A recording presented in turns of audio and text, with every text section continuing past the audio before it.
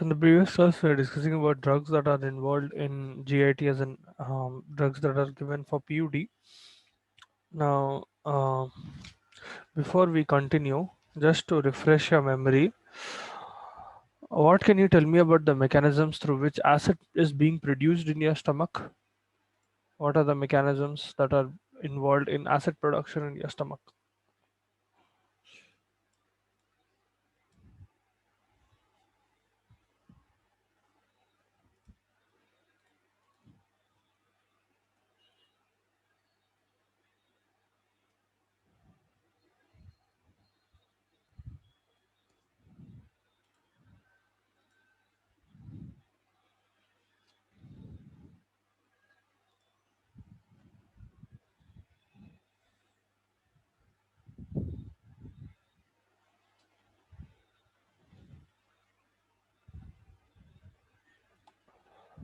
There are three different mechanisms that I had explained.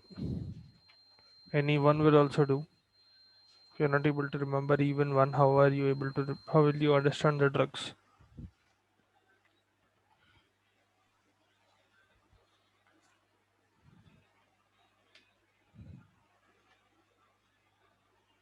You can put it in the chat if you're not able to use your microphone. Either way is fine.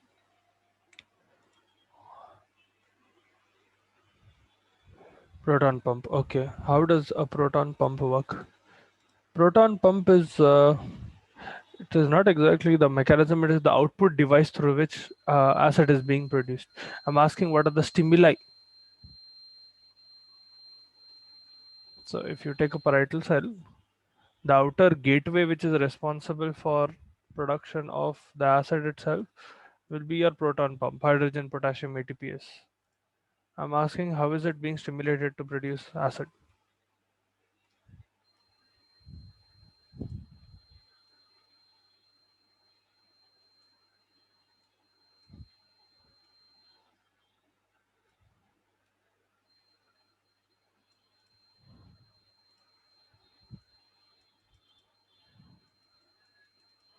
G cells. Okay, what do G cells do? ECL, G cell, and delta cell is responsible for production of acid. Huh? ECL I understand, G cell I understand. Okay, if you are telling G cell or ECL cell, please explain how do they do that?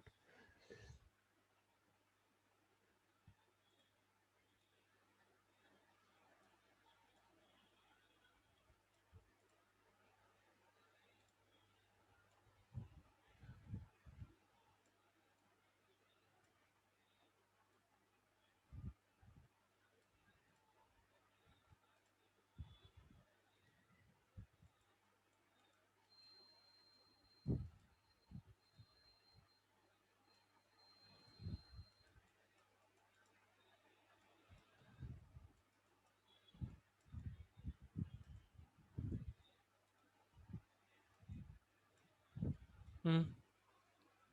How do G cells work? If you are telling there are G cells that are involved, what is the function of G cell? And if you are telling ECL is involved, what is ECL? What is its function? How is it being stimulated? What is it doing? So ECL will produce histamine Hmm. and the GCL will produce gastrin and these Hmm. stimulate the production of histamine Hmm. and that way Okay. uh, ठीक है, this is giving stimulus to your parietal cell. All right. Any other mechanism? These two will do. If you remember, that is fine. There is another mechanism through which acid is being produced. due to the vagus nerve Hmm. stimulation. Acetylcholine. Yes, sir. Okay. What about inhibition? Inhibitory mechanism? The delta cell which inhibit the production of How? HCl, it will produce somatostatin Hmm. and that way. Okay. Somatostatin is a direct inhibitor of ECL cells, gastrin cells, and it will also inhibit the stimulus that parietal cell is receiving. As well, okay, there is another mechanism. This is the main mechanism. There is another one. Comes from arachidonic acid.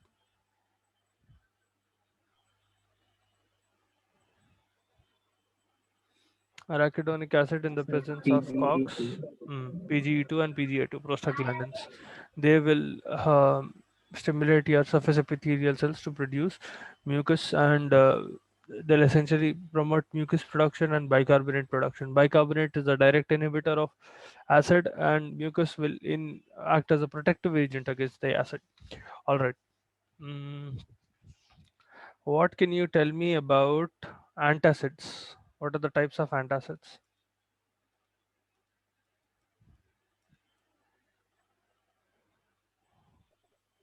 Antacids are two types, synthetic and non-synthetic. Synthetic and non-synthetic.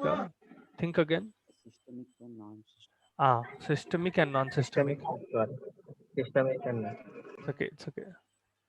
Non-systemic. All right. What is the difference? systemic will absorb systematically. They get absorbed into blood. They go into the parietal cell, reach parietal cell through blood and perform their function. Non-systemic. What about them? It will not get directly absorbed. It As forms a protective coating on the cells. mm, okay. Uh, what are the example of systemic antacid?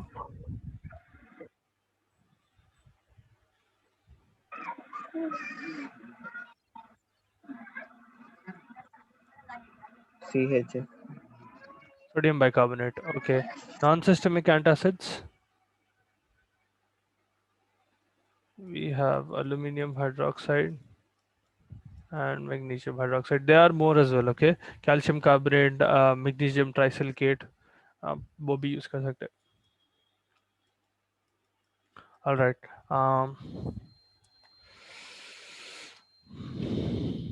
What can you tell me about H2 receptor blockers?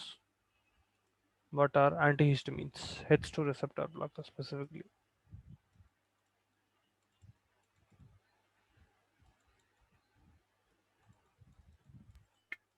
sir, it can cause sleep, sir. Okay, it can cause sleep. All right. What drugs are included in it, and what is the mechanism of action? Used to the cimetidine, ranitidine, Hmm. formatidine, Famotidine, cimetidine, ranitidine,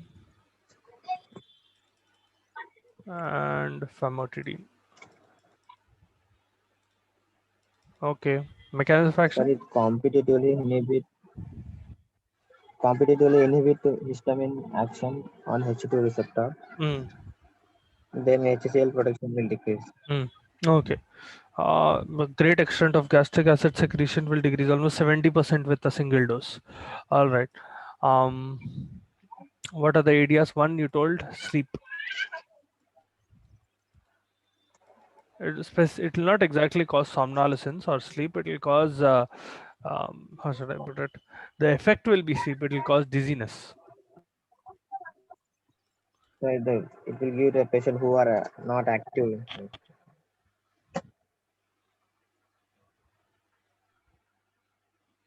Come again. Patients who are not active in what sense? It give to the patients. जो patient active नहीं रहते उनको दे सकते जैसे bed time. Okay, yeah, you mean, yeah, all right.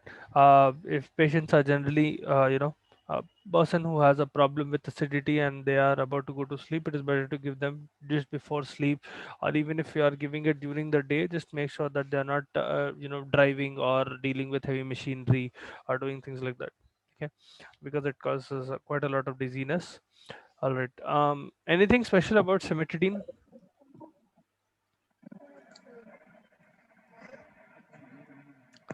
So it will Cimetidine and ranitidine, which one is inhibit better? systole disorder. It inhibits what?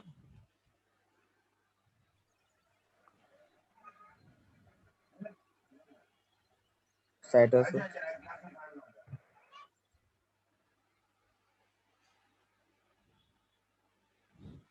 Acha, what are the enzymes that are being produced in your liver responsible for metabolism of drugs?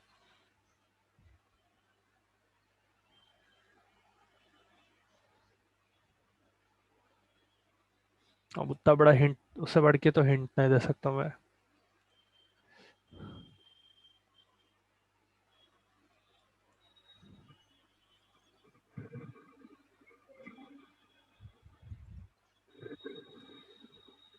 Cytochrome. तो ये हाल रहा बोले तो पूरे fail होने वाले हैं फार्माकोलॉजी में। आई am telling you straight, it is not a joke. मतलब तुम ना लाइटली ले रहे, इफ आपकी किस्मत में आप लोग डायरेक्टली पास हो जाते, अगर नहीं हुआ तो फेल होने वाले, ये हाल रहा तो। Because I am telling you again and again, last moment आप फर्स्ट टाइम ही पढ़े तो वो याद रखना मुश्किल है। When you move from one class to another class, you'll start confusing drugs in between classes, and we have not come across drugs where we have a lot of classes. Antibiotics थोड़ा थोड़ा था, it painted about 50-60% complicated picture, ठीक है। You will get drugs like anti cancer drugs या फिर NSAIDs, they will have 10-12 classes in them. How are you going to remember that? And that too with similar mechanism of actions. Very small differences will be there, but very important differences. How are you going to remember that? कौन सा magic करने वाले हैं आप लोग जब? I'm telling you that book will look very thin, but on that day it will become very heavy. Don't take pharmacology pathology as a joke.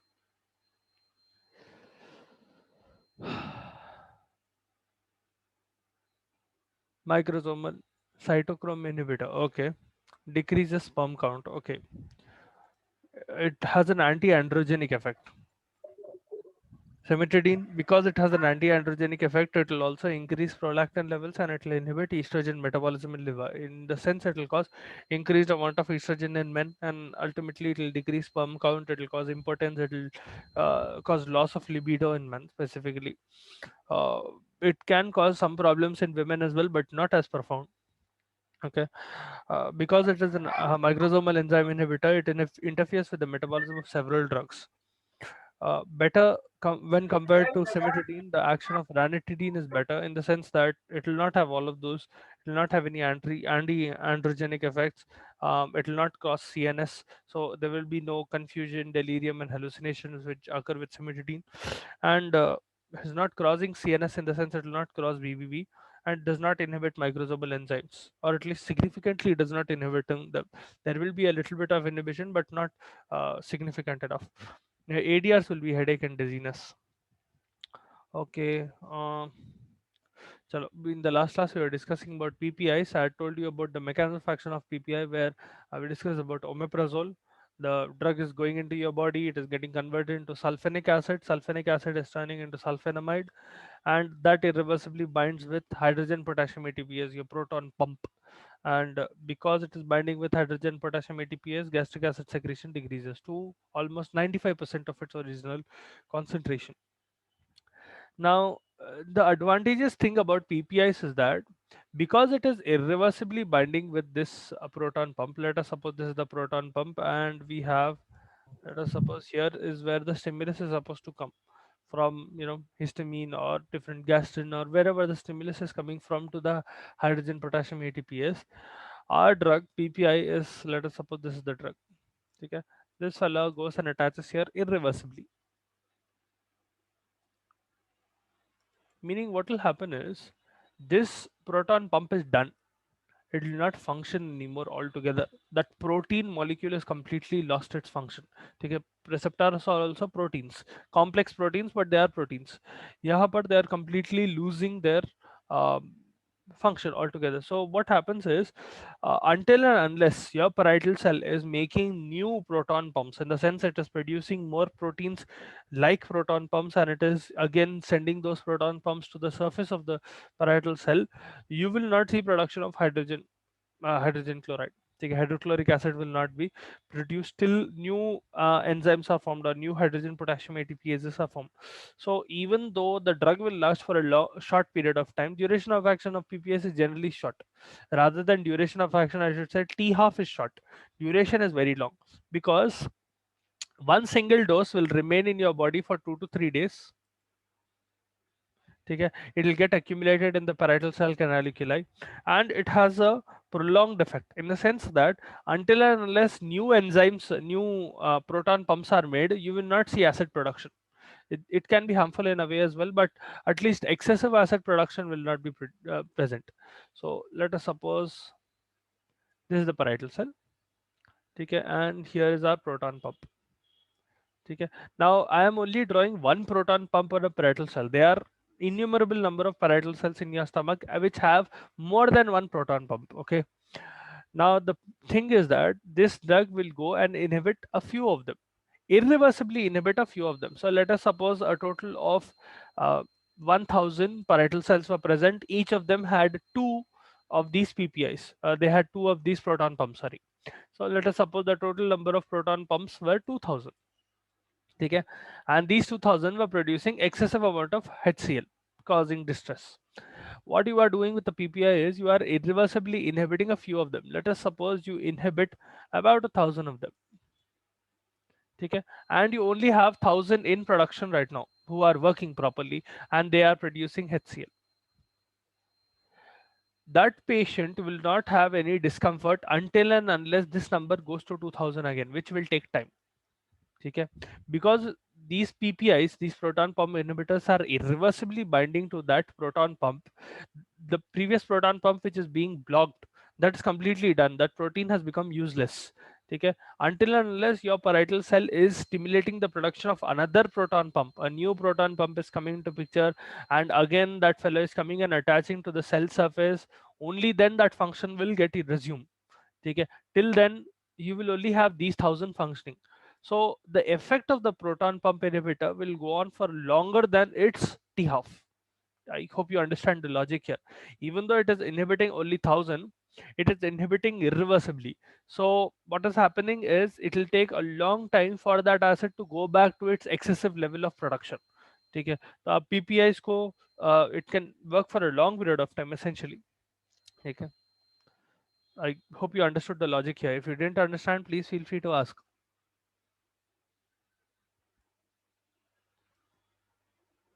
Okay.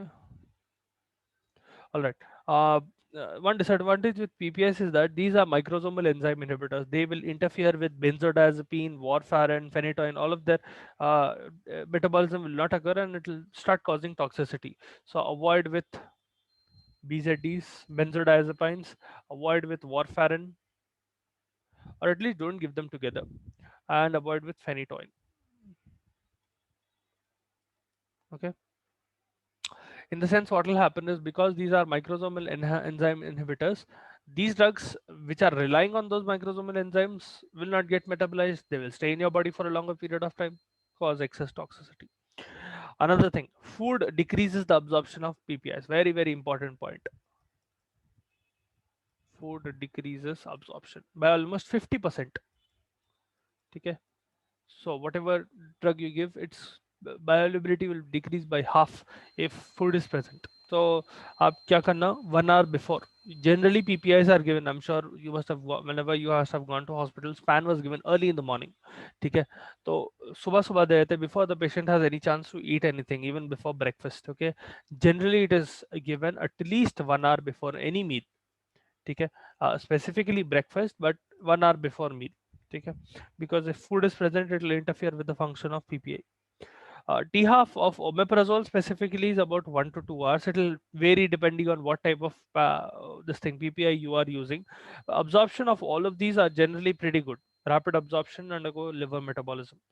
Okay, and PPI is given as enteric coated tablets to avoid degradation by some stomach acid. Okay, these will go into your stomach, they will reach your intestine, and they will get absorbed systemically. They perform function. It is not like a non-systemic function. It will go into your body, get absorbed. From getting by getting absorbed, they will reach your parietal cell through blood, and then they'll show their effect. Okay, they're not directly going to your blood and your stomach and showing their effect. So that is why you need to give them as enteric coated tablets. Okay, so that PPIs are not getting affected by the acid present in your stomach. It will not get dissolved by the acid. Some specific and very, very typical ADRs will occur with PPIs. Okay, now think about it this way. The acid that is present in your stomach is not just important for digestion of your food, it is also important for killing microorganisms that microbes that are present in your food, that might be present in your food. Generally they are. ठीक है. No matter how well you wash your hand, and generally people are not as vigilant as surgeons in washing their hand. ठीक है. Until unless you are washing for your hand for 30 seconds to 60 minutes and you are very immaculate with the way you are, you're not touching anything, and आपके food में भी, even after cooking, the way you put it, there will be a few microorganisms that will hop on. ठीक है. These are the acid that is present in your stomach is essentially important to kill those. Now, think about it this way: if you are giving PPIs for a very long period of time, acid production is stopped for a long period of time. So, what happens to microsomal organisms or microbes or bacteria that are entering your food? There is a good chance that they can proliferate. Okay? Acid is a natural antibacterial present in your body. Okay? You are not taking any drug. That acid which is present in your stomach, it is acting as a natural antibiotic in your body. It is killing microbes, any unnecessary microbes that might find their way into your body through food or drink or whatever you consume. Okay, maybe a tablet that you are eating, whatever it is. ठीक है. यहाँ पर because you are prolonged, you are suppressing the HCl for a prolonged period of time, what happens is bacterial growth can occur.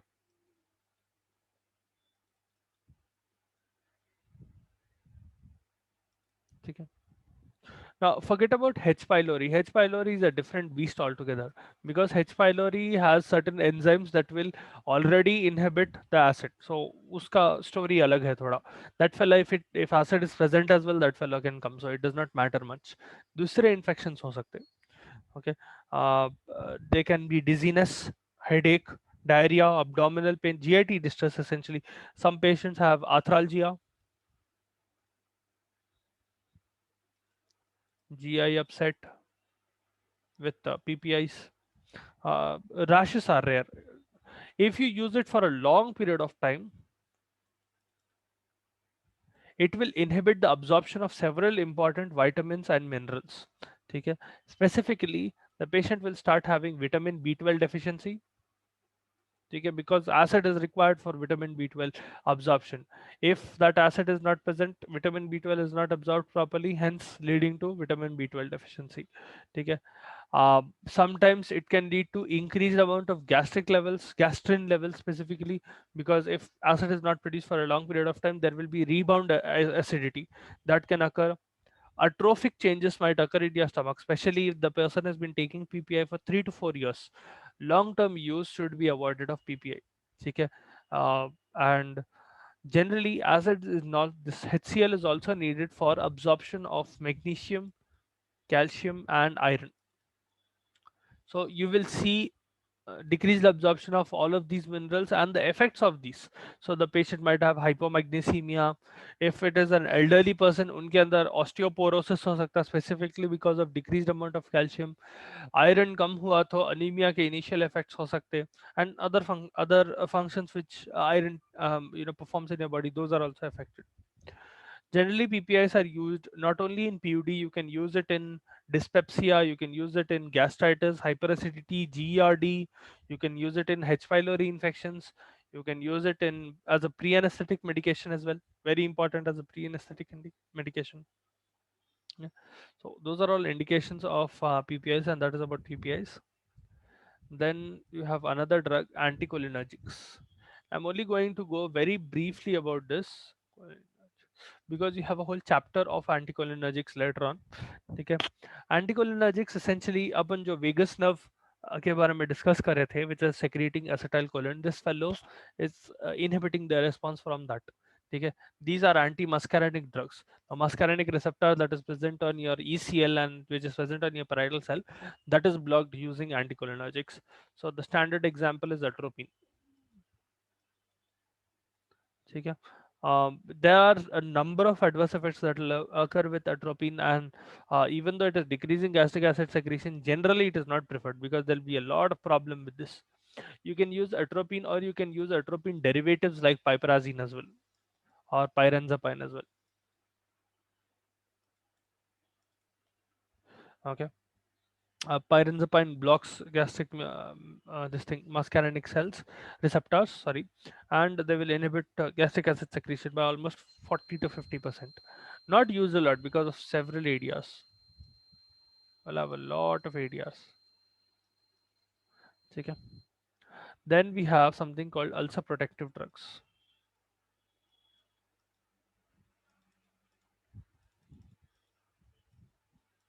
Now think of them as acha. If you if you have ever had mouth ulcers anytime in your life, I'm sure sometime because of whatever reason you must have had mouth ulcers in your life. So if you generally talk about them in your family, your elders or anyone who has experienced, they will tell you to apply a little bit of cream on it, malai essentially. Okay, so that is a more traditional way. Essentially what you're doing is you're protecting the ulcer by creating a coating on it. All right, even though it is temporary, it works to a certain extent, it does. But it is not exactly a therapeutic use. You might use it, the what you call effect is questionable, but it will work somehow. Okay, if you don't have drugs, then that is your best bet. Now, ulcer protectors are something like that, okay? But these will work systemically and sorry, these will work non-systemically, and they have a more drug-like approach. In the sense, the drug that we will be talking about is called sucralfate. Sucralfate, ठीक है? Sucralfate जो है, it will form a sticky viscid gel. So essentially, let us suppose this is your stomach.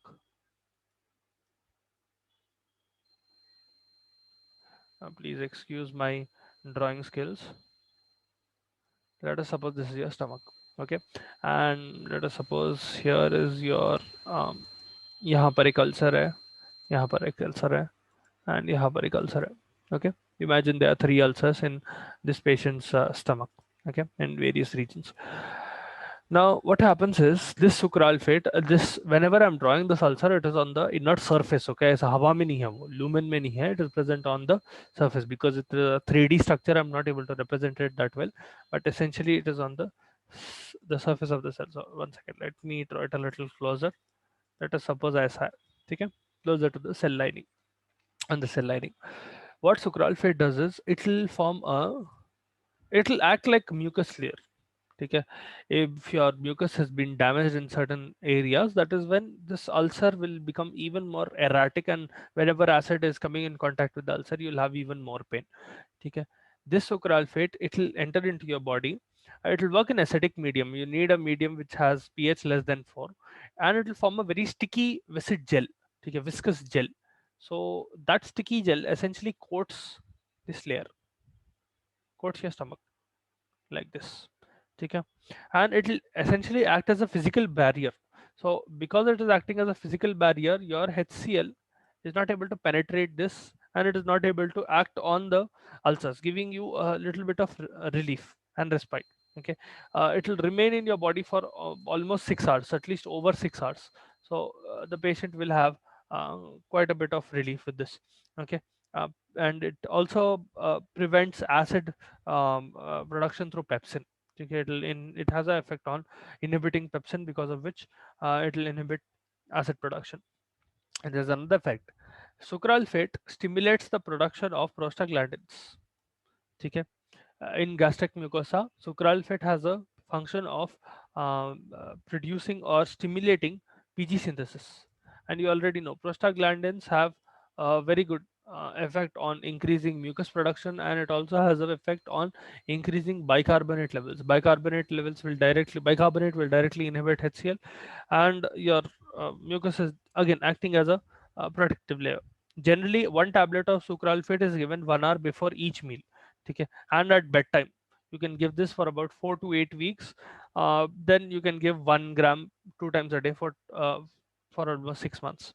Okay, to prevent any recurrence of hyperacidity. Side effects with sucralfate are rare. Generally, because it is not getting absorbed systemically, उतने PK PD parameters significant नहीं रहते. You can, but उतने नहीं रहते. Main side effects that can occur because of this is constipation, dryness of mouth. ठीक है, and one important thing about sucralfate is that it needs acid to perform its function. It needs an acidic pH to perform its function. यहाँ पर it will only work if the pH is less than 4. ठीक है, in pH higher than 4 it will not work. Meaning you can not give this along with antacids, ठीक है। Non systemic और systemic antacids के साथ ये बिल्कुल भी नहीं देना, Contra indicated with them, because those antacids will essentially stop acid production और डिक्रीज एसिड, एंड आप सुक्राल्फेट साथ में देंगे it will not work out properly, ठीक है। Also, if you give it with tetracyclines, digoxin, phenytoin or cimetidine, it will interfere with their absorption, ठीक है। It will absorb and interfere with the absorption. It will absorb on the surface of those drugs, and it will interfere with absorption of um, interferes with absorption of tetracyclines,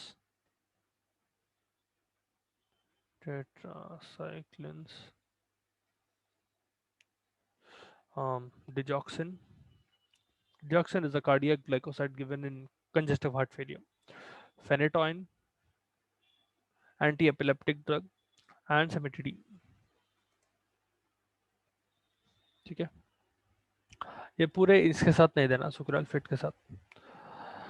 Now there are a few more drugs. After that, we'll be done with. There's one drug specifically left in PUD. After that, we'll start prokinetic agents, GERD. Both of them are very very small topics because GERD में essentially same drugs देते जो PUD में देते, थोड़ा different रहता बस. And we have emetics and antiemetics after that. Okay, all of these will come under drugs in GIT. Okay,